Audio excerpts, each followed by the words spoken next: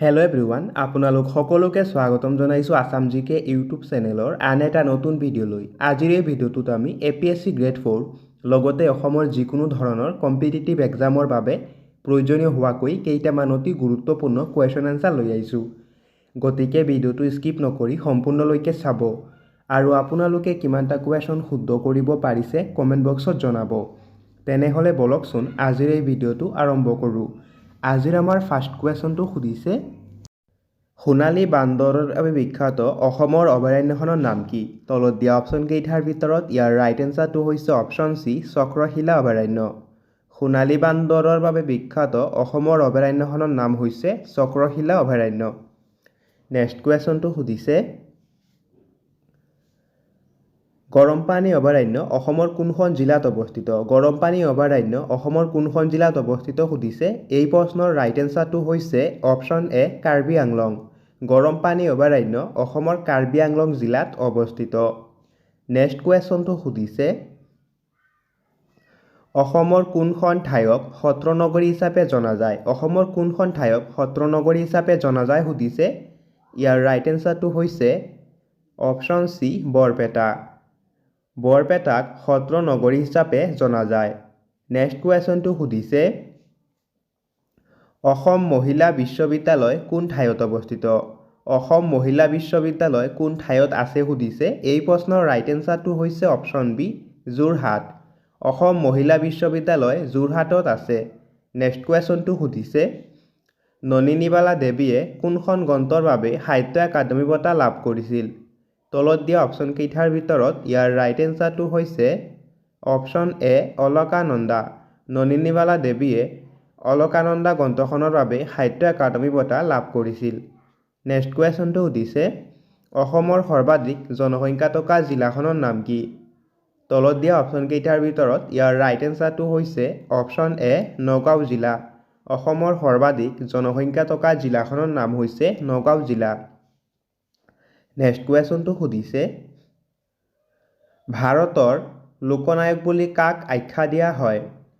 তলত দিয়া অপশ্যন কেইটাৰ ভিতৰত ইয়াৰ ৰাইট এনচাৰটো হৈছে অপশ্যন এ, জয়প্ৰকাশ নাৰায়ণ। জয়প্ৰকাশ নাৰায়ণক ভাৰতৰ লোকনায়ক বুলি আখ্যা দিয়া হয়। নেক্সট কুৱেশ্যনটো সুধিছে, উৰিষ্যাৰ ৰাজধানী চহৰ কি? উৰিষ্যাৰ ৰাজধানী চহৰখনৰ নাম কি সুধিছে। ইয়াৰ ৰাইট এনচাৰটো হৈছে অপশ্যন চি, ভুৱনেশ্বৰ। উৰিষ্যাৰ ৰাজধানী চহৰখনৰ নাম হৈছে ভুৱনেশ্বৰ। নেক্সট কুৱেশ্যনটো সুধিছে, লাল বাহাদুৰ শাস্ত্ৰীৰ সমাধিস্থলক কি বুলি জনা যায়? তলত দিয়া অপশ্যন কেইটাৰ ভিতৰত ইয়াৰ ৰাইট এনচাৰটো হৈছে অপশ্যন বি, বিজয়ঘাট। লাল বাহাদুৰ শাস্ত্ৰীৰ সমাধিস্থলক বিজয়ঘাট বুলি জনা যায়। নেক্সট কুৱেশ্যন, ভাৰতৰ ক'ত ৰাষ্ট্ৰীয় পুথিভঁৰালটো অৱস্থিত? এই প্ৰশ্নৰ ৰাইট এনচাৰটো হৈছে অপশ্যন বি, কলকাতা। কলকাতাত ভাৰতৰ ৰাষ্ট্ৰীয় পুথিভঁৰালটো অৱস্থিত। নেক্সট কুৱেশ্যনটো সুধিছে, আগ্ৰা কোন নদীৰ পাৰত অৱস্থিত? আগ্ৰা কোনখন নদীৰ পাৰত অৱস্থিত সুধিছে। ইয়াৰ ৰাইট এনচাৰটো হৈছে অপশ্যন বি, যমুনা নদী। আগ্ৰা যমুনা নদীৰ পাৰত অৱস্থিত। নেক্সট কুৱেশ্যনটো সুধিছে, নেক্সট কুৱেশ্যন, অমৰনাথ মন্দিৰ কোনখন ৰাজ্যত অৱস্থিত? অমৰনাথ মন্দিৰ কোনখন ৰাজ্যত অৱস্থিত সুধিছে। ইয়াৰ ৰাইট এনচাৰটো হৈছে অপশ্যন চি, জম্মু আৰু কাশ্মীৰ। অমৰনাথ মন্দিৰ জম্মু কাশ্মীৰ ৰাজ্যত অৱস্থিত। নেক্সট কুৱেশ্যনটো সুধিছে, তৰাইনৰ দ্বিতীয় যুদ্ধ কিমান চনত সংঘটিত হৈছিল? তৰাইনৰ দ্বিতীয় যুদ্ধ কিমান চনত সংঘটিত হৈছিল সুধিছে। ইয়াৰ ৰাইট এনচাৰটো হৈছে অপশ্যন এ, 1192 চনত। তৰাইনৰ দ্বিতীয় যুদ্ধ 1192 চনত সংঘটিত হৈছিল। নেক্সট কুৱেশ্যনটো সুধিছে, দিবাং ভেলী অভয়াৰণ্য কোনখন ৰাজ্যত অৱস্থিত? দিবাং ভেলী অভয়াৰণ্য কোনখন ৰাজ্যত অৱস্থিত সুধিছে। ইয়াৰ ৰাইট এনচাৰটো হৈছে option B, Arunachal Pradesh. Dibang valley অভয়াৰণ্য অৰুণাচল প্ৰদেশত অৱস্থিত। নেক্সট কুৱেশ্যনটো সুধিছে, অসমৰ ক'ত ৰাষ্ট্ৰীয় মুগা এৰী গৱেষণা কেন্দ্ৰ আছে? অসমৰ ক'ত ৰাষ্ট্ৰীয় এৰী মুগা গৱেষণা কেন্দ্ৰ আছে সুধিছে। ইয়াৰ ৰাইট এনচাৰটো হৈছে অপশ্যন এ, যোৰহাট। যোৰহাটত কেন্দ্ৰীয় মুগা এৰী গৱেষণা কেন্দ্ৰ আছে। নেক্সট কুৱেশ্যনটো সুধিছে দেৱদাস নামৰ বাংলা চলচ্চিত্ৰখন কোনে পৰিচালনা কৰিছিল? দেৱদাস নামৰ বাংলা চলচ্চিত্ৰখন কোনে পৰিচালনা কৰিছিল সুধিছে। ইয়াৰ ৰাইট এনচাৰটো হৈছে অপশ্যন ডি প্ৰমথেশ বৰুৱা। দেৱদাস নামৰ বাংলা চলচ্চিত্ৰখন প্ৰমথেশ বৰুৱাই পৰিচালনা কৰিছিল। নেক্সট কুৱেশ্যনটো সুধিছে ৰাজেশ্বৰ সিংহৰ আহোম নাম কি আছিল? ৰাজেশ্বৰ সিংহৰ আহোম নাম কি আছিল সুধিছে। ইয়াৰ ৰাইট এনচাৰটো হৈছে অপশ্যন এ চুৰামফা। ৰাজেশ্বৰ সিংহৰ আহোম নাম আছিল চুৰামফা। নেক্সট কুৱেশ্যনটো সুধিছে সেন বংশৰ প্ৰতিষ্ঠাপক ৰজাজনৰ নাম কি? সেন বংশৰ প্ৰতিষ্ঠাপক ৰজাজনৰ নাম কি সুধিছে। ইয়াৰ ৰাইট এনচাৰটো হৈছে অপশ্যন চি নীলধ্বজ। সেন বংশৰ প্ৰতিষ্ঠাপক ৰজাজনৰ নাম হৈছে নীলধ্বজ। নেক্সট কুৱেশ্যনটো সুধিছে নৰকাসুৰক কোনে বধ কৰাইছিল? নৰকাসুৰক কোনে বধ কৰিছিল সুধিছে। ইয়াৰ ৰাইট এনচাৰটো হৈছে অপশ্যন চি শ্ৰীকৃষ্ণ। নৰকাসুৰক শ্ৰীকৃষ্ণই বধ কৰিছিল। নেক্সট কুৱেশ্যনটো সুধিছে চামাংকান উৎসৱ কোন জনগোষ্ঠীয়ে পালন কৰে? চামাংকান উৎসৱ কোন জনগোষ্ঠীয়ে পালন কৰে সুধিছে। ইয়াৰ ৰাইট এনচাৰটো হৈছে অপশ্যন এ কাৰ্বিসকলে। চামাংকান উৎসৱ কাৰ্বিসকলে পালন কৰে। নেক্সট কুৱেশ্যনটো সুধিছে বাংগালা উৎসৱ কোন জনগোষ্ঠীয়ে পালন কৰে? বাংগালা উৎসৱ কোন জনগোষ্ঠীয়ে পালন কৰে সুধিছে। ইয়াৰ ৰাইট এনচাৰটো হৈছে অপশ্যন ডি গাৰোসকলে। বাংগালা উৎসৱ গাৰোসকলে পালন কৰে। নেক্সট কুৱেশ্যনটো সুধিছে বৰ্তমান অসমৰ কোনখন জিলাত জনসংখ্যা আটাইতকৈ বেছি? এই প্ৰশ্নৰ ৰাইট এনচাৰটো হৈছে অপশ্যন চি নগাঁও জিলাত। বৰ্তমান অসমৰ নগাঁও জিলাত জনসংখ্যা আটাইতকৈ বেছি। নেক্সট কুৱেশ্যনটো সুধিছে তলৰ কোনখন ব্ৰহ্মপুত্ৰৰ উত্তৰ পাৰৰ উপনৈ? এই প্ৰশ্নৰ ৰাইট এনচাৰটো হৈছে ইয়াৰ ৰাইট এনচাৰ হৈছে অপশ্যন চি সোৱণশিৰি। সোৱণশিৰি হৈছে ব্ৰহ্মপুত্ৰৰ উত্তৰ পাৰৰ এখন উপনৈ। নেক্সট কুৱেশ্যনটো সুধিছে মেলেৰিয়া ৰোগ সৃষ্টিকাৰী অনুজীৱবিধৰ নাম কি? মেলেৰিয়া ৰোগ সৃষ্টিকাৰী অনুজীৱবিধ কি সুধিছে। ইয়াৰ ৰাইট এনচাৰটো হৈছে অপশ্যন বি বেক্টেৰিয়া। মেলেৰিয়া ৰোগ সৃষ্টিকাৰী অনুজীৱবিধৰ নাম হৈছে বেক্টেৰিয়া। নেক্সট কুৱেশ্যন চীনৰ ৰাজধানী চহৰখনৰ নাম কি? চীনৰ ৰাজধানী চহৰখনৰ নাম কি সুধিছে। এই প্ৰশ্নৰ ৰাইট এনচাৰ হৈছে অপশ্যন বি বেইজিং। চীনৰ ৰাজধানী চহৰখনৰ নাম হৈছে বেইজিং।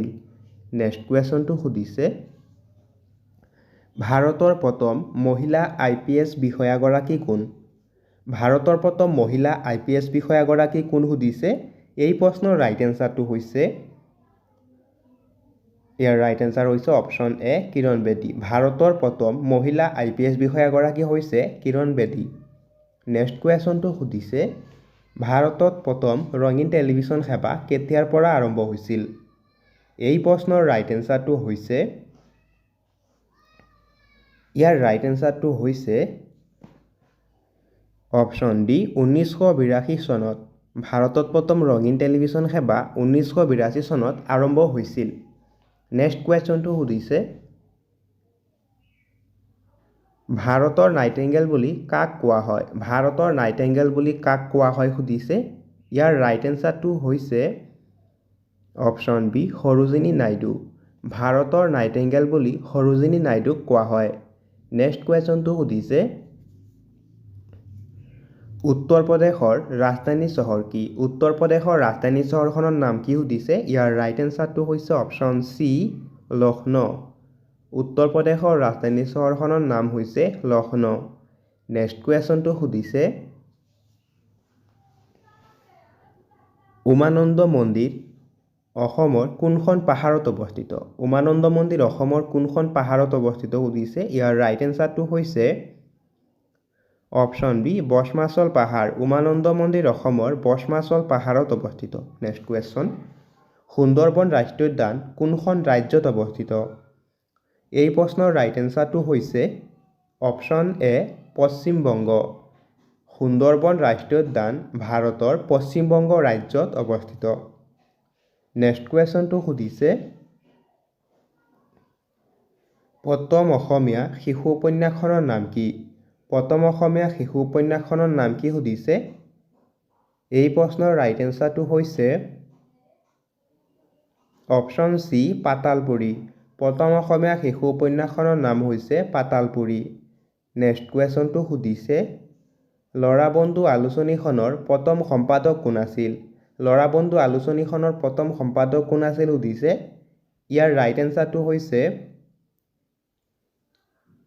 এনচাৰ হৈছে অপশ্যন বি কৰুণাবিৰাম বৰুৱা। ল'ৰাবন্ধু আলোচনীখনৰ প্ৰথম সম্পাদক হৈছে কৰুণাবিৰাম বৰুৱা। নেক্সট কুৱেশ্যনটো সুধিছে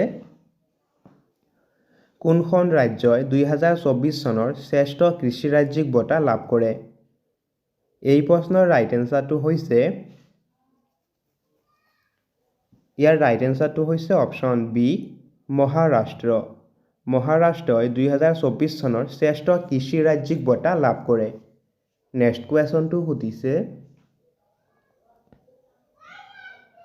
কুৱেশ্যন মহিলাৰ টি-20 এছিয়া কাপ 2024 ক'ত অনুষ্ঠিত হৈছিল? মহিলাৰ টি-20 এছিয়া কাপ 2024 ক'ত অনুষ্ঠিত হৈছিল সুধিছে? ইয়াৰ ৰাইট এনচাৰটো হৈছে অপশ্যন এ শ্ৰীলংকা। মহিলাৰ টি-20 এছিয়া কাপ 2024 শ্ৰীলংকাত অনুষ্ঠিত হৈছিল। নেক্সট কুৱেশ্যনটো সুধিছে বিজুলী বাতি কোনে আৱিষ্কাৰ কৰিছিল? বিজুলী বাতি কোনে আৱিষ্কাৰ কৰিছিল সুধিছে? এই প্ৰশ্নৰ ৰাইট এনচাৰটো হৈছে option B Thomas Alva Edison.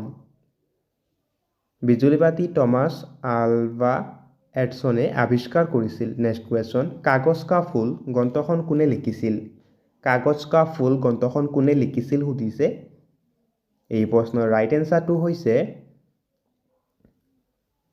Option A Amrita Pritam. কাগজ কা ফুল গ্ৰন্থখন অমৃতা প্ৰীতমে লিখিছিল। নেক্সট কুৱেশ্যনটো সুধিছে দ্য ব্ৰাডমেন অফ ইণ্ডিয়া নামে খ্যাত ব্যক্তিগৰাকী কোন? এই প্ৰশ্নৰ ৰাইট এনচাৰটো হৈছে option B Salim Ali. The Bradman of India নামেৰে খ্যাত ব্যক্তিজন হৈছে ছালিম আলী। নেক্সট কুৱেশ্যনটো সুধিছে আনুষ্ঠানিক ঘোষণা অনুযায়ী ভাৰতৰ ৰাষ্ট্ৰীয় নদী কোনখন? আনুষ্ঠানিক ঘোষণা অনুযায়ী ভাৰতৰ ৰাষ্ট্ৰীয় নদী কোনখন সুধিছে? ইয়াৰ ৰাইট এনচাৰটো হৈছে অপশ্যন চি গংগা নদী। আনুষ্ঠানিক ঘোষণা অনুযায়ী ভাৰতৰ ৰাষ্ট্ৰীয় নদীখন হৈছে গংগা নদী। নেক্সট কুৱেশ্যনটো সুধিছে নাইজেৰিয়াৰ ৰাজধানী চহৰ কি? নাইজেৰিয়াৰ ৰাজধানী চহৰখনৰ নাম কি সুধিছে? ইয়াৰ ৰাইট এনচাৰটো হৈছে অপশ্যন এ আবুজা। নাইজেৰিয়াৰ ৰাজধানী চহৰখনৰ নাম হৈছে আবুজা। নেক্সট কুৱেশ্যনটো সুধিছে দহিকতৰা কবিতা পুথিখনৰ ৰচক কোন? দহিকতৰা কবিতা পুথিখনৰ ৰচক কোন সুধিছে? ইয়াৰ ৰাইট এনচাৰটো হৈছে অপশ্যন বি ৰঘুনাথ চৌধুৰী। দহিকতৰা কবিতা পুথিখনৰ ৰচক হৈছে ৰঘুনাথ চৌধুৰী। নেক্সট কুৱেশ্যনটো সুধিছে অসম সাহিত্য সভাৰ প্ৰথম মহিলা সভাপতি কোন আছিল? অসম সাহিত্য সভাৰ প্ৰথম মহিলা সভাপতি কোন আছিল সুধিছে? ইয়াৰ ৰাইট এনচাৰটো হৈছে অপশ্যন এ নলিনীবালা দেৱী। অসম সাহিত্য সভাৰ প্ৰথম মহিলা সভাপতি আছিল Nalinibala Devi. Next question cotton college কোন চনত স্থাপিত হৈছিল? কটন কলেজ কোন চনত স্থাপিত হৈছিল সুধিছে? ইয়াৰ ৰাইট এনচাৰটো হৈছে অপশ্যন ডি 1901 চনত। কটন কলেজ 1901 চনত স্থাপিত হৈছিল। নেক্সট কুৱেশ্যনটো সুধিছে বড়ো সাহিত্য সভা কিমান চনত গঠন হৈছিল? বড়ো সাহিত্য সভা কিমান চনত গঠন হৈছিল সুধিছে? ইয়াৰ ৰাইট এনচাৰটো হৈছে অপশ্যন বি 1952 চনত। বড়ো সাহিত্য সভা 1952 চনত গঠন কৰা হৈছিল। নেক্সট কুৱেশ্যনটো সুধিছে বিশ্ব শান্তি দিৱস কেতিয়া পালন কৰা হয়? বিশ্ব শান্তি দিৱস কেতিয়া পালন কৰা হয় সুধিছে। এই প্ৰশ্নৰ ৰাইট এনচাৰটো হৈছে অপশ্যন এ 21 ছেপ্টেম্বৰ। বিশ্ব শান্তি দিৱস 21 ছেপ্টেম্বৰ তাৰিখে পালন কৰা হয়। নেক্সট কুৱেশ্যনটো সুধিছে ওড়িশী নৃত্য কোনখন ৰাজ্যৰ লোকনৃত্য? ওড়িশী নৃত্য কোনখন ৰাজ্যৰ এটা লোকনৃত্য সুধিছে। এই প্ৰশ্নৰ ৰাইট এনচাৰটো হৈছে অপশ্যন বি উৰিষ্যা ৰাজ্যৰ। ওড়িশী নৃত্য উৰিষ্যা ৰাজ্যৰ এটা লোকনৃত্য। নেক্সট কুৱেশ্যনটো সুধিছে গংগোত্ৰী মন্দিৰ কোনখন ৰাজ্যত অৱস্থিত? গংগোত্ৰী মন্দিৰ কোনখন ৰাজ্যত অৱস্থিত সুধিছে। এই প্ৰশ্নৰ ৰাইট এনচাৰটো হৈছে অপশ্যন এ উত্তৰাখণ্ড। গংগোত্ৰী মন্দিৰ উত্তৰাখণ্ড ৰাজ্যত অৱস্থিত। নেক্সট কুৱেশ্যনটো সুধিছে ৰাষ্ট্ৰসংঘৰ মুখ্য কাৰ্যালয় ক'ত অৱস্থিত? ৰাষ্ট্ৰসংঘৰ মুখ্য কাৰ্যালয় ক'ত অৱস্থিত সুধিছে। এই প্ৰশ্নৰ ৰাইট এনচাৰটো হৈছে অপশ্যন বি নিউয়ৰ্ক। ৰাষ্ট্ৰসংঘৰ মুখ্য কাৰ্যালয় নিউয়ৰ্কত অৱস্থিত। নেক্সট কুৱেশ্যনটো সুধিছে নেতাজী সুভাষ চন্দ্ৰ বসু আন্তৰ্জাতিক বিমানবন্দৰ ক'ত অৱস্থিত? নেতাজী সুভাষ চন্দ্ৰ বসু আন্তৰ্জাতিক বিমানবন্দৰ ক'ত অৱস্থিত সুধিছে। ইয়াৰ ৰাইট এনচাৰ হৈছে অপশ্যন এ কলকাতা। নেতাজী সুভাষ চন্দ্ৰ বসু আন্তৰ্জাতিক বিমানবন্দৰ পশ্চিমবংগ ৰাজ্যৰ কলকাতাত অৱস্থিত। এতিয়া আহিছোঁ নেক্সট কুৱেশ্যনটোলৈ। নেক্সট কুৱেশ্যনটো সুধিছে পিন ভেলী ৰাষ্ট্ৰীয় উদ্যান ক'ত অৱস্থিত? পিন ভেলী ৰাষ্ট্ৰীয় উদ্যান ক'ত অৱস্থিত সুধিছে। এই প্ৰশ্নৰ ৰাইট এনচাৰটো হৈছে option C Himachal Pradesh. Pin valley ৰাষ্ট্ৰীয় উদ্যান হিমাচল প্ৰদেশত অৱস্থিত। এতিয়া আহিছোঁ নেক্সট কুৱেশ্যনটোলৈ। নেক্সট কুৱেশ্যনটো সুধিছে বৰ্তমান অসমৰ মুঠ জিলা কেইখন? বৰ্তমান অসমৰ মুঠ জিলা কেইখন সুধিছে। ইয়াৰ ৰাইট এনচাৰ হৈছে অপশ্যন ডি 35খন। বৰ্তমান অসমৰ মুঠ জিলাৰ সংখ্যা হৈছে 35খন। নেক্সট কুৱেশ্যনটো সুধিছে বৰ্তমান অসমৰ আটাইতকৈ ডাঙৰ জিলা কোনখন? বৰ্তমান অসমৰ আটাইতকৈ ডাঙৰ জিলা কোনখন সুধিছে। এই প্ৰশ্নৰ ৰাইট এনচাৰটো হৈছে অপশ্যন বি কাৰ্বি আংলং।